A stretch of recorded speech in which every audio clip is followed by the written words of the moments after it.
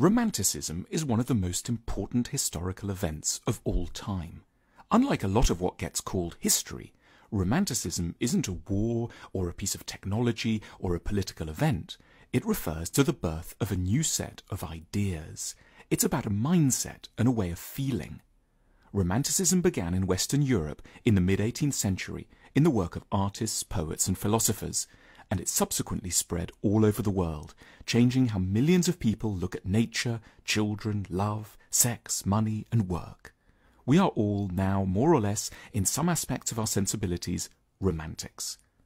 Romanticism is best understood as a reaction to the birth of the modern world and some of its key features: industrialization, urbanization, secularization, and consumerism. What follows are some of the central moments in the history of Romanticism. The Marais, Paris, May 1762. The Swiss philosopher Jean-Jacques Rousseau publishes a book about the raising of children, Émile, or On Education. It contains diatribes against the oppressive world of adults and praises the natural goodness, spontaneity and wisdom of little children. It is at points extremely anxious to get mothers to breastfeed their offspring, the first sustained argument for this practice in Western civilization. The world around Rousseau is growing ever more rational, scientific and technologically based. It's increasingly sensible, planned, sterile and bureaucratic. Against all of this, Rousseau emphasizes the child, the original rebel, the representative of everything that's pure, unschooled and outside of adult discipline. It's the seat of creativity and genius. For the first time in Western history, glamour is directed not at the attainment of reason and adult self-control, but at the freedom from tradition and the natural innocence and sweetness of the child. Brook Street, London, August 1770. A precocious 17-year-old poet called Thomas Chatterton downs some arsenic and ends his life in a tiny attic apartment. He kills himself because no one wants to publish his poetry, which is concerned with beauty and wisdom, and because his uncomprehending family are applying pressure for him to become a lawyer. A cult soon grows up around the young, beautiful poet with shoulder-length chestnut hair. He becomes an emblem of something that will become very important for romantics: the idea of the sensitive, doomed person, often an artist, rejected by a cruel, vulgar world. Chatterton stands at the head of a long line of romantic heroes that will stretch from Byron to Keats to Van Gogh and eventually all the way to Jim Morrison and Amy Winehouse. Romanticism borrows from Christianity. The romantic hero is a secularized, Christ-like figure, the loser who is in truth deeply noble in the eyes of the few who understand. Leipzig, Germany, 1774. The German author Goethe publishes the quintessential romantic love story, The Sorrows of Young Werther. It tells the story of a passionate, doomed love affair between a young poet called Werther and a beautiful, clever young woman called Charlotte. Unfortunately for Werther, Charlotte is married, so the love is impossible from the very start. But that doesn't stop Werther, a dreamy, impractical young man who loves the arts above all else. Like Chatterton, Werther is under pressure to have a sensible career and join bourgeois life, but he can think of only one thing: the impulses of his heart. Eventually, Werther can't take it anymore and kills himself. But rather than condemning him as a lunatic and a hothead, Goethe, one of the founding fathers of Romanticism, directs all our sympathies towards Werther. We're supposed to be on his side, admiring his passionate and entirely impractical attitude to love. The book becomes the most popular novel of a generation. 3 million copies are printed. Napoleon declares it the greatest work of European literature, and it dramatically changes how many people think of love, privileging dramatic outpourings of feeling over more traditional, rational concerns for class, lineage and money. For a romantic, it's always right and noble to follow your heart. The disastrous results that follow aren't any argument, they're just proof of how desiccated and heartless the so-called adult, sensible world can be. Madrid, Spain, 1798. The artist Francisco Goya produces one of his most iconic images, titled "The Sleep of Reason Brings Out Monsters." It captures a quintessential romantic interest in the limits of reason and the power of the irrational over humans' fragile minds. To be romantic is to have sympathy for madness and to hold an almost vengeful attitude towards bombastic claims as to the triumph of rationality, science and logic. The Lake District, England, December 1799. a young English poet called William Wordsworth and his sister Dorothy move into what's set to become one of the most famous residences in the history of English literature, Dove Cottage in Grasmere on the edge of the Lake District.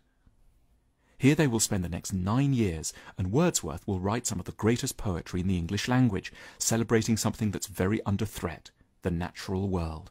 He'll write about daffodils, oak trees, clouds, butterflies and rivers, and his work will charm and seduce Europe.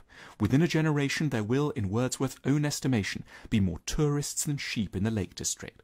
Most importantly, running through Wordsworth's poetry is an abiding hatred for everything mechanical and industrial. When many years later a railway line threatens to pass through the Lake District, Wordsworth and his followers do everything they can to have the train, a symbol of Wordsworth's hated technology, rerouted. To be a romantic is to take the side of nature against industry. It's to prefer a daffodil to a viaduct, a tree to a factory. At the moment when huge swathes of Britain are being covered in the often monstrous new cities that are making Europe rich, Wordsworth, the quintessential romantic, speaks up for the natural and the simple life. Niagara, United States, September 1829. The American painter Thomas Cole paints one of his most characteristic images of the mighty Niagara Falls with a couple of Native Americans in the foreground. Cole makes his name as a painter of sublime scenes, vast landscapes of the American interior, showing nature at its most dignified and impressive. Man looks lost and puny by comparison. This too is a typical romantic attitude, for romantics don't believe in God, but they go in search of the emotions one might once have had around religion, and locate them in the big, wide-open spaces of nature. To be a romantic is to find relief from the pressures of competitive city life in the sort of natural grandeur that transcends all human achievements and concerns. Westminster, London, April 1847. 14 years after some fairly incompetent officials destroy the British Parliament with fire, a new building reopens designed by a rising star architect, Augustus Pugin. Oddly, even though the building is new, it's made to look old, very, very old, medieval in fact. It's full of suits of armour and seated angels. When the architect Pugin defends the building, he argues that his building is noble because it harks back to his country's pre-industrial past, before it grew obsessed, he's careful to add, with money or technology.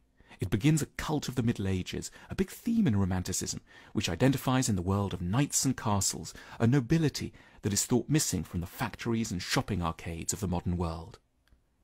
Saint-Germain, Paris, May 1863.